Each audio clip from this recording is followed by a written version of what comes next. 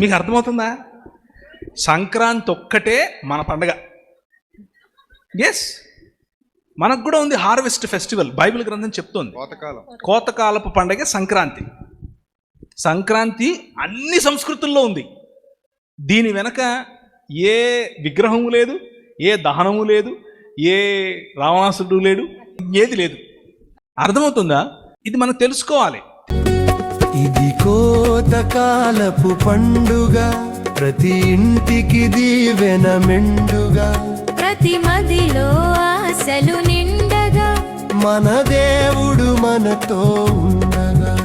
ఇది కోతకాలపు పండుగ, ప్రతి ఇంటికి దీవెన మెండుగా, ప్రతి మదిలో ఆశలు నిండగా,